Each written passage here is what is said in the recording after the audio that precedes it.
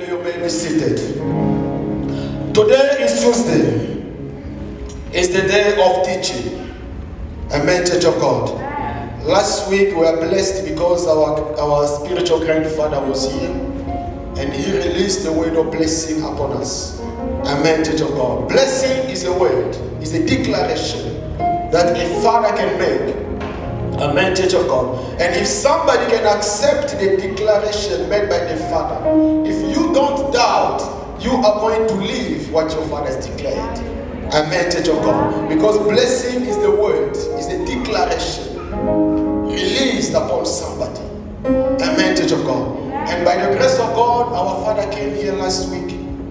He spoke about rest. He spoke about rest and grace. Church of God, we are living in a time whereby the grace of God does not allow a child of God to live a life of mediocrity. Yes, sir. And I hear you say amen. Amen. And I hear you say amen. Amen. Meaning to live a life of mediocrity is a shame.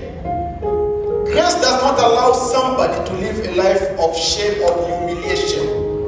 No, Church of God. That is why our spiritual father, grand spiritual father came here in order to bless you and to bless me. Amen, Church of God. He spoke about Noah. He said the name Noah means rest. The opposite of the name Noah is Anna. And Anna means grace. Church of God, you cannot have rest if you don't find grace. Because grace is found. Because rest is found in the grace. Amen, Church of God. In other words, grace is the one that introduces somebody to rest. Amen. Without grace, nobody is going to rest. No, does not exist. Once you find grace, grace is going to introduce you to your rest, to the seasons of rest. And grace as a name, his name is Jesus Christ. Yes, sir. When you find this man called Jesus Christ, when you find him, Church of God, you are going to have rest. Amen. And on Sunday he said, in order somebody to enjoy rest, he must believe in the word.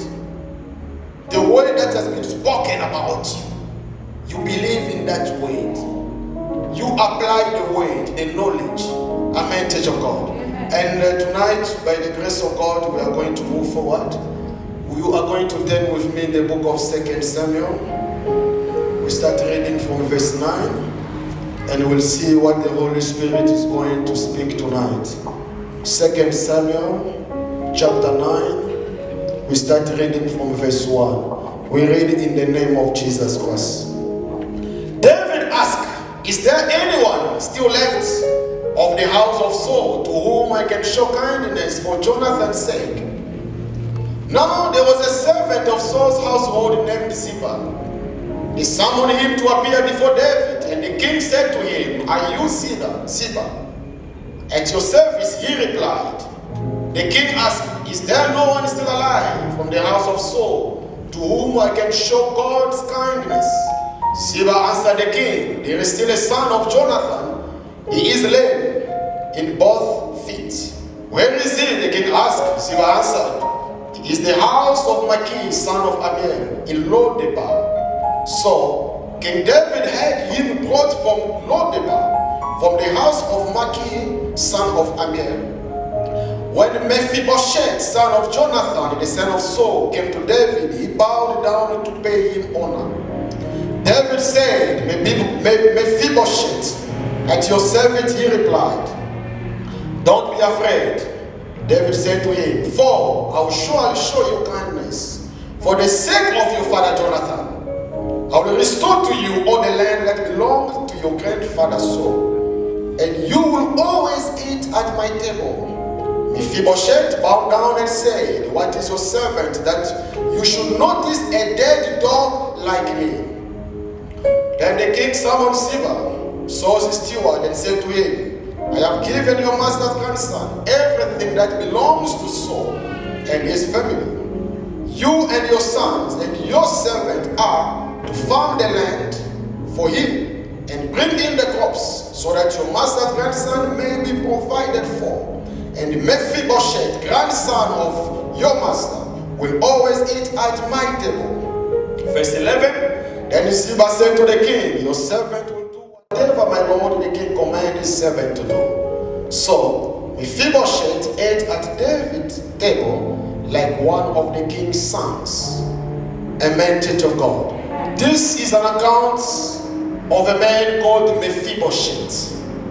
By the time David killed Goliath, Jonathan was the son of King Saul.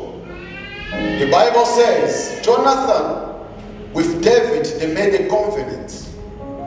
Normally, Jonathan was the one to take over after Saul because he was an heir. He was an apparent heir to the throne. He was supposed to become a king. Since he loved David, they made a covenant between the two of them. Many years after the death of Jonathan, David was ruling over the land. He was a king, and David had a lot of money. One day, David remembered about the covenant he made with Jonathan, the son of Saul. He asked, is there anybody left in the house of Saul? Then one of the servants of David said, Jonathan had a son, and his son is a lame, is a disabled. He's living somewhere outside Jerusalem. There was a small city called Lodebar. Lodebar, it was a city outside Jerusalem. Jerusalem is the city of God, but Lodebar, it was the city of poor people. People who were suffering. People who were rejected. They were living in the city called Lodebar. It wasn't far from Jerusalem. It was just outside Jerusalem. So King David, because of the covenant he had with Jonathan, the father of Mephibosheth, he sent people to go and fetch him to bring him into his palace. And he said, because of the covenant that I had with your father, you are going to be eating at my table, you and I face to face. And I'm going to restore to you everything that I took from your father, your grandfather. All the piece of land I'm going to give to you. And people are going to farm for you, so that you can live the life of abundance, so that you may prosper, so that you may become a boss. Amen, church of God. This is the message of grace. Mephibosheth was suffering. Why? Because he was lame. Like some people, they cannot move forward. Why? Because they are lame. They have got a disability somewhere. They cannot do anything. Amen, church of God. Why? Because of the past. They cannot move forward. They are unable. It's like they've got boundaries. It's like they've got limitation. They cannot go beyond the line that has been traced. Amen, church of God. Amen. People are living the life of shame. This is the image of Mephibosheth. But because of the covenant, King David remembered the covenant he had with the father of Mephibosheth.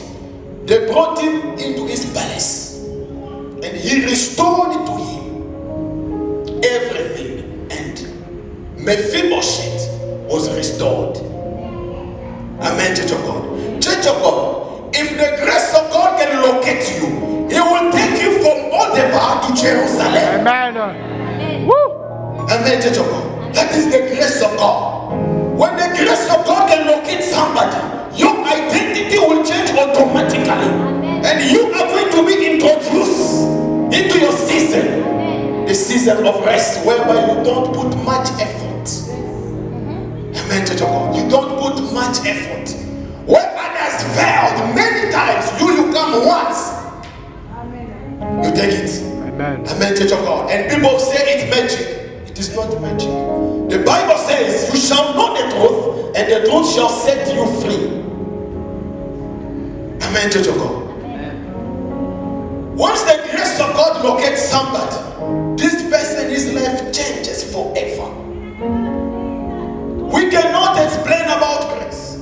There are no ways that we can explain what is grace all about, but we are going try our best. What is grace? Grace is undeserved favor. You don't deserve it, but they have given it to you. That is grace. Amen, church of God. What is grace? G-R-A-C-E.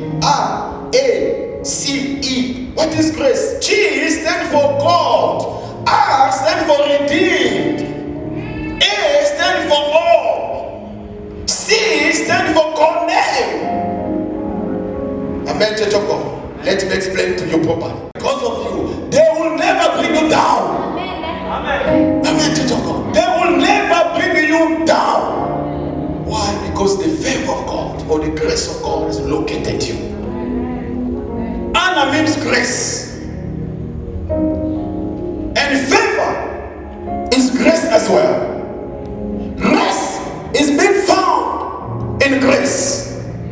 You cannot have rest if you don't find favor, if you don't find grace. Amen, church of God. Grace is Himself, the Lord Jesus Christ. You are going to turn with me quickly in the book of Matthew 8:5-13. We are going to see the attitude of somebody who wants grace to work for him. Matthew chapter 8, verse 5-13. Because the attitude matters. The Bible says, Matthew 8, verse 5. When he entered Capernaum, a centurion came to him, pleading with him, Lord, my servant is lying at home, paralyzed, in terrible agony. I will come and heal him. He told him. This is the conversation between Jesus and the centurion. Jesus said, I will come and heal him.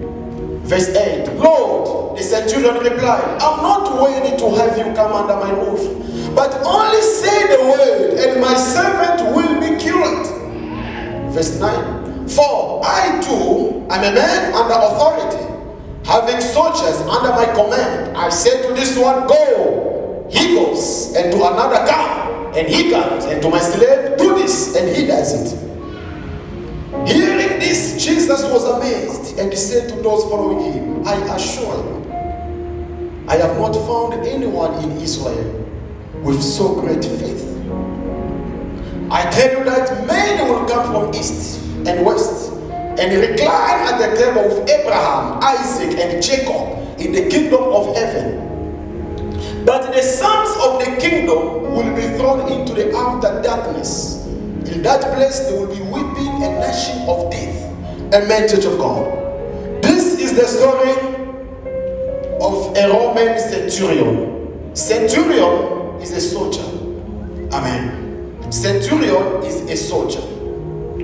This soldier was a Roman. He wasn't a Jew. He was a Roman soldier. So it's like today somebody who is not a Christian. He's a pagan. He doesn't know about God. The servant of this soldier was sick. He was paralyzed. This man came to see Jesus, asking Jesus to heal his servant. Jesus said, I will come. I will heal him. This soldier said, no, Lord, you don't have to come to my house.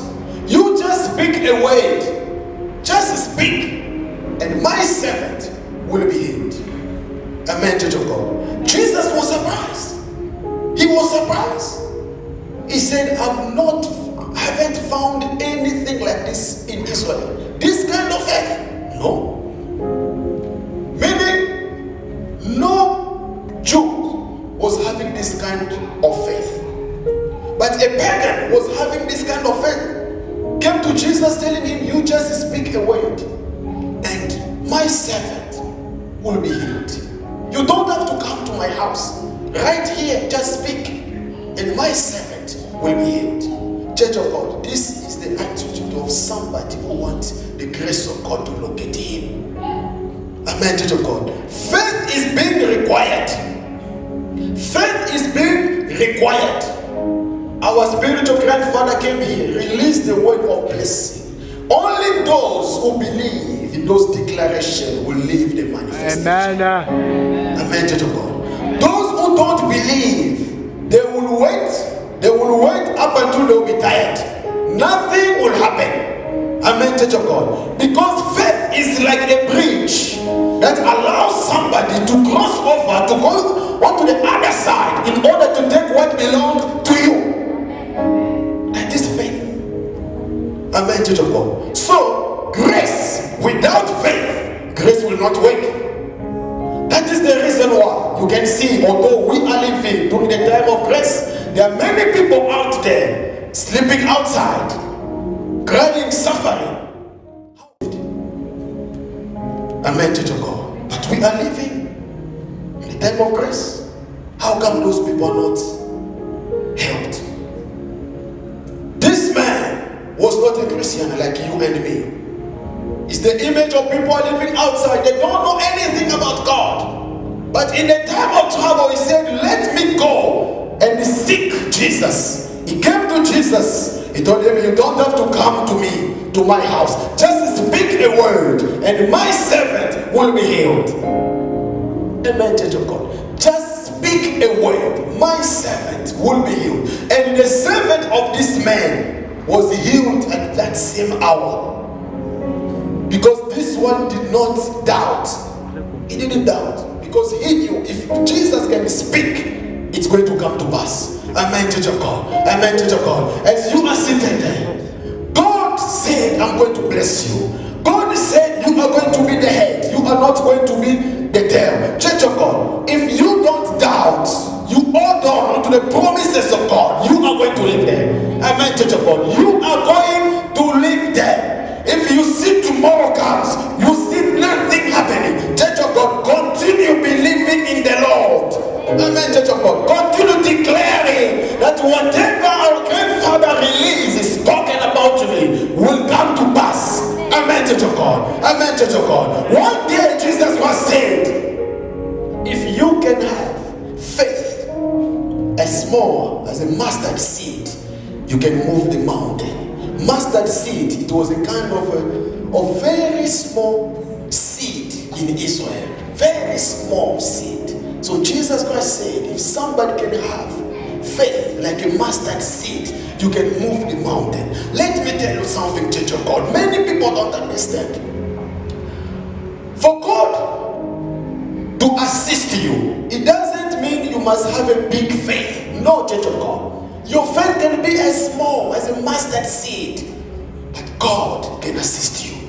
Because himself said, if your faith can be as small as a mustard seed, you can move the mountains. Mountains means problems. Yes. Difficulties. That pathetic situation that is causing you to have sleepless night. That's a mountain surrounding you. You don't know how to come out of this situation. You try this side, nowhere. You try that side, nowhere. These are mountains. But the Bible says, if you can have faith as small as a mustard seed, you will move the mountain. Amen, church of God. It doesn't mean that you need your faith to be big in order for God to locate you. No, church of God. Your faith can be very small. If you don't doubt, you will see the hand of God. Amen, church of God. The attitude matters. Many people, they come in the house of the Lord. Word can be released, but inside of them, they don't accept. Inside of them, they say, no. Me, to become like this, no. I don't believe. Church of God, this attitude is not good. Amen, church of God. This attitude is not good. Look at the story of Mephibosheth. He was a lamb, but when he saw the chariot coming, he didn't say no. Maybe the king want to kill me. You know, some people can think like that. Because nobody was supposed, he was supposed to become the king. Because his grandfather was a king.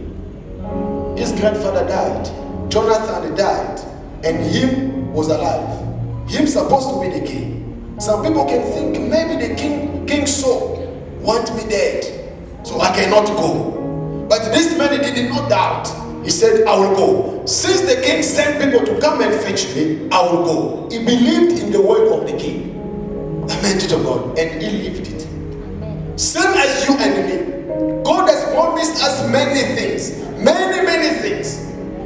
God is not only the God of the spiritual things, He is also the God of material things. We have prayed a lot. Amen, Church of God. It is time for you and me to touch. Amen. It is time for you and me to touch. Amen, Church of God. It is the time to touch. We want to touch. We have prayed a lot. We fasted a lot. Look at us. We have become slim. We want to grow fat. The time is now. Amen, Church of God. We have walked a lot. It is time for us to drive, to build houses. Amen, Church of God. God is not the God of spiritual things only. No. He is also the God of material things. Amen, Church of God. Abraham, Isaac, Jacob, those people were blessed mightily. They were having a lot of sheep. Amen, Church of God. It is not a sin for a child of God to be a millionaire. Yes, sir. Woo! Amen, Church of God. It is not a sin. It is not a sin. The Bible does not say money is the love of evil. No. The Bible says the love of money is the root of all evil, but not money. Amen, Church of God. Not money, but the love of money. I don't know if you understand. Amen, Church of God. The Bible does not say money is the root of all evil. No, but the love of money. Amen. It is not a sin for you and I to become millionaires. No, it is not a sin, because God is expecting you and I to represent Him here on earth. When people look at you, people say, this one is the son of God. This one is the daughter of God. Amen, Church of God. Your family members come to you. You become the solution to their problems. Amen, Church of God. If you start enjoying your life according to the program of God, you enter your rest. Grace is with you. Church of God, you become a blessing for others. Amen, Church of God. It works like that. You become a blessing for others because you are going to have so much for yourself and for people around you. You become a solution for others. Amen, Church of God. Once the grace of God is with you, you become another person. Amen, Church of God. And you and I must live it. Not just to come here. The Bible says, the Bible says, the Bible says. No. We have to live it. Amen, Church of God. We have to live it. If God said, I have given you your wife, it is the time for you now to come here with your wife. You want to see your wife physically.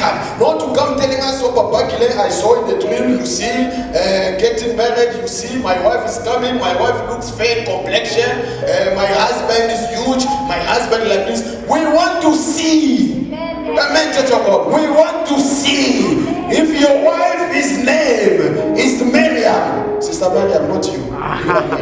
If your wife's name is Miriam, bring her. We want to see her. Amen, Church of God. We want to see her. If your husband's name is John, bring John. We want to see John here. Amen, Church of God. Why? Not only, oh, Papa Kile, we are going to release albums. We want to hear your music now. Your album. Now. Sister Nita, album. Now. Not once. Lady, now.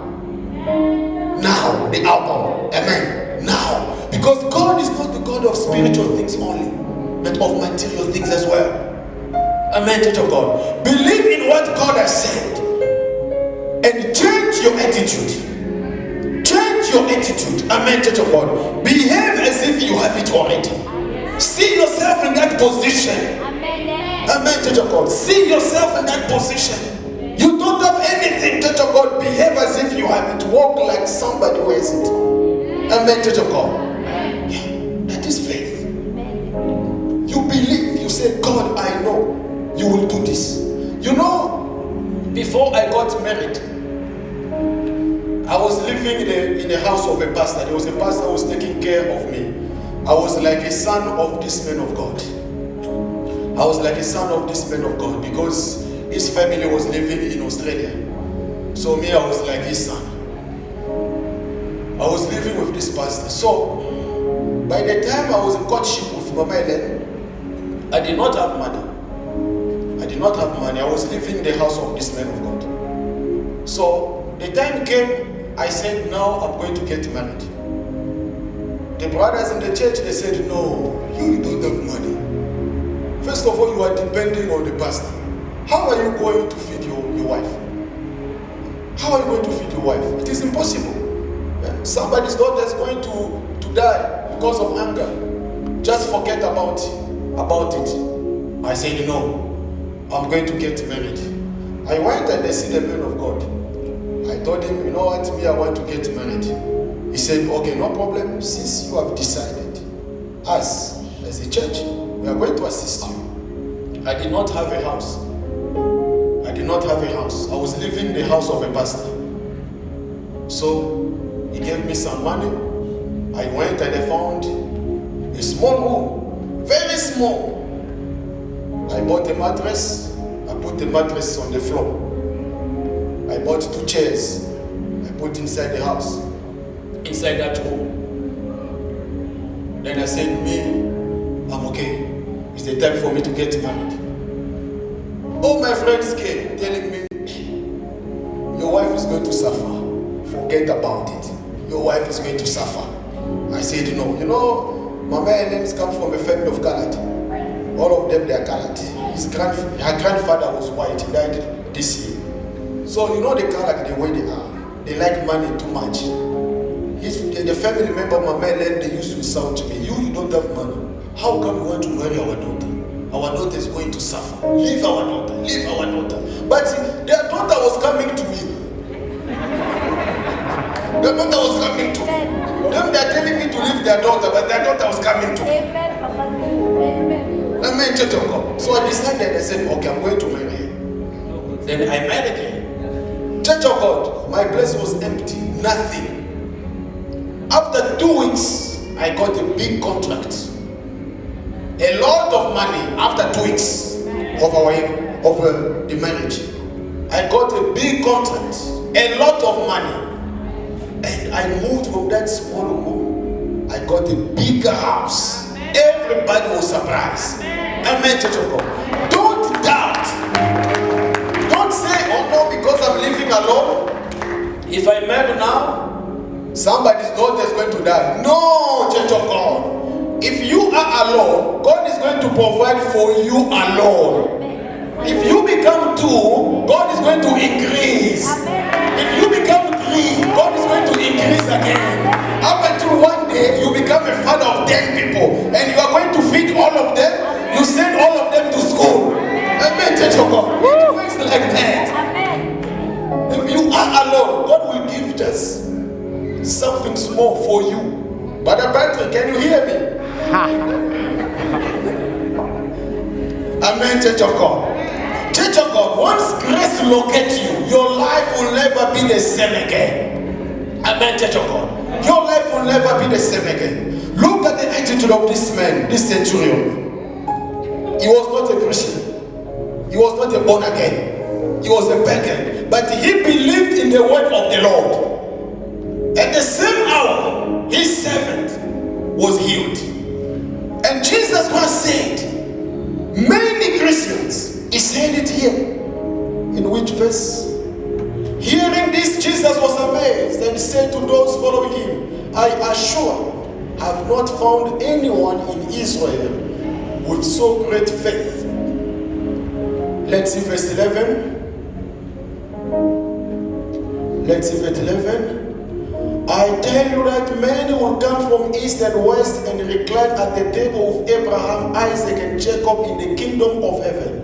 Verse 12. But the sons of the kingdom will be thrown into the outer darkness. Many sons of God, they are going to limit themselves. Why? Because of lack of faith.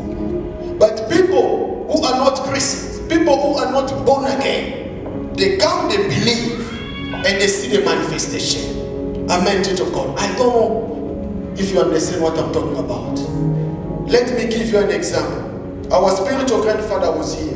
Let's say somebody who was invited to come to attend the service. For the first time he comes. And here's the word of God, the declaration. If this person can believe, he can see the manifestation even before all of us here. Amen to God. God works like that. Once you believe, you see. You don't believe, you don't see. It's the time of grace, but faith is being required.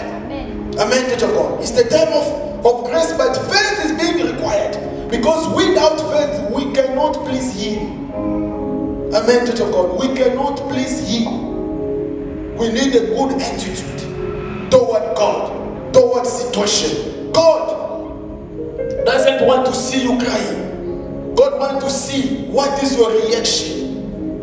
You are in that problem. What is your reaction? How are you reacting? Today you don't have money. How are you behaving? Are you complaining? Are you murmuring? Are you crying? God wants to see how are you going to react.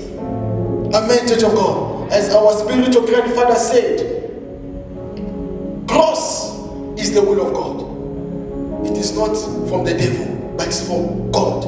Once you are crying, suffering, it's like you are going higher and higher and higher. Amen, Church of God. It means once the situation is paining you too much, it is the time that you are growing.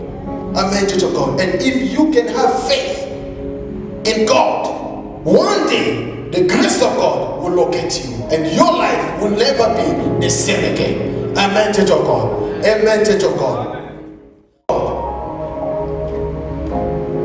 You are going to turn with me the book of Deuteronomy 28 verse 7. Deuteronomy 28 verse 7. We need good attitude. The Bible says, the book of Deuteronomy 28 verse 7, we read in the name of Jesus. The Lord will cause the enemies who rise up against you to be defeated before you. Amen, Church of God. Amen, Church of God. The Bible says the Lord will cause the enemies who rise up against you to be defeated before you. They will come out against you from one direction, but flee from you in 7 directions. Amen, Church of God. Amen, Church of God. You and I must accept this. As a child of God, you have given your soul to Jesus. You must believe that no one will curse you. Amen, Church of God. No one will curse you because you are blessed. Amen, Church of God. Even if you can dream, people are cursing you. Wake up, say, I am not cursed, but I'm blessed. Amen, Church of God. Your attitude. Some people can go to bed, they dream the witches of their family are cursing him. You wake up in the morning, you see him very down.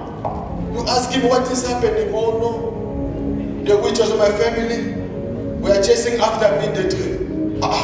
Is it the reason why you are so down like this? No. The Bible says they will come in one way, but they will be scattered in 7 ways. This is the word of the Lord. Amen, Church of God. As a son and the daughter of the Most High God, by the grace of God, you said nothing bad will come to me. Amen, Church of God. Nothing bad will come to me, neither to my son or my daughter. Nothing. Where other people failed, I'm not going to fail. In the name of Jesus Christ. Amen, Church of God. This is the declaration of the sons and daughters of God. Not to be intimidated. No, Church of God. No. Because once you find Jesus Christ, you find grace.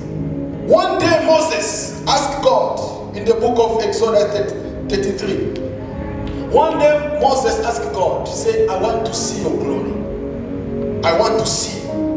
Because he was hearing the word of the voice of God. One day he wanted to see God face to face. God said, you are not going to see my face, because no one can see my face and live. But I'm going to pass by. I'm going to allow you to see my back. Amen, Church of God. Moses saw the back of God. But Jesus Christ, God himself, he came. We saw him face to face. Amen, Church of God. And yet we're still alive. Amen, Church of God. What people of the Old Testament they didn't do, you and I will do it. You do know the reason why. Because the Old Testament, they used to be the servant. But us, we are the sons. I don't know if you understand me. As we are the sons, it's like some people don't believe what I'm saying. May they give us Galatians 4, verse 4, so that you understand what I'm talking about. Galatians chapter 4, verse 4. As we are the sons, then Moses, Abraham, Elijah, Elisha, they used to be the servant. The Bible says, but when the completion of the time came, God sent his son, born of a woman, born under the law. Verse 5, to redeem those under the law, so that we might receive adoption as sons. Verse 6, and because you are sons, God has sent the Spirit of his Son into our hearts, crying, Abba, Father. Verse 7, so you are no longer a slave, but a son. And if a son, then an heir through God. Amen, church of God. We are the sons of God and daughters of God. We are not the slaves. Amen, church of God. We are not the slaves. Jesus Christ came so that you and I can become sons and daughters by redeeming us. And we cannot speak about being a son and daughter without talking about inheritance. Amen, church of God. Meaning we have right to our inheritance. To the one who understands the message of grace, he must know that deliverance is your portion. Amen. Amen, church of God. Amen. Good health is your portion. Moving forward is your portion. Why? Because you are a son. You are a daughter. God becomes your father.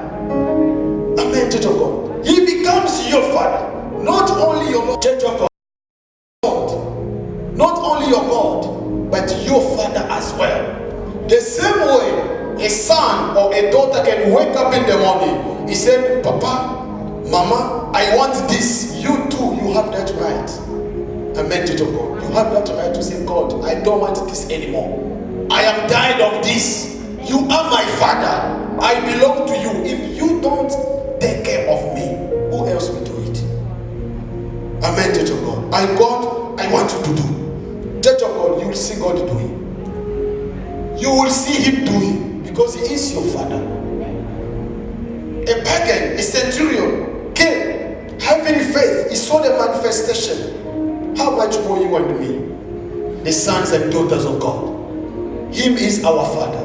Deliverance becomes our right. If you are not working today, it's because you are not telling God about it. Tell him, God, look, I'm not working. Do something. Do something. I'm not working. You are my father. Do something. Amen, church of God. Do something. One day I saw a woman of God taking a chair, putting a chair somewhere there. And he said, God, come and sit here so that we can talk, father and the daughter. Come and sit. He was praying. Then one time he started behaving as if somebody was sitting there upon that chair. And he was explaining to him, look at this, it's not working out for me. Look at this, it's not working out for me. Look at this, not working out for me. You are my father. I want you to do something. Amen, church of God. He is our father. He is our father. The time of grace, yes. But we have to provoke something. We don't have to be lazy, but we have to provoke something. You see something's not working out for you, speak. Amen, church of God. Speak, God, this is not working. Do something, oh. Otherwise I'm going to die. People will laugh at me, oh. Do something, God. Do something. People will laugh at me. Every time I go to church, I got a big Bible, but I don't see anything. I go to evangelize. Look at my shoes. My shoes are like this. No, God, do something. Amen, church of God. You see God doing something. Amen. But if you and I are quiet, God also will be quiet looking at us. Amen, church of God. He is not only our God, not only our Lord, but He is also our Father. Amen. Amen, church of God. Amen. He is our Father. Amen. The same way your biological father takes good care of you, God also can do the same. Amen, church of God. If you can put more pressure on Him. That is why I said we We are living in a time whereby the grace of God does not allow anybody to live the life of mediocrity. Amen, church of God. If somebody is living the life of mediocrity, somewhere this person is ignorant. He doesn't know who he is. Amen, church of God. If somebody is living the life of mediocrity, it means this person maybe he doesn't know, lack of knowledge, or he knows the truth but he does not apply it.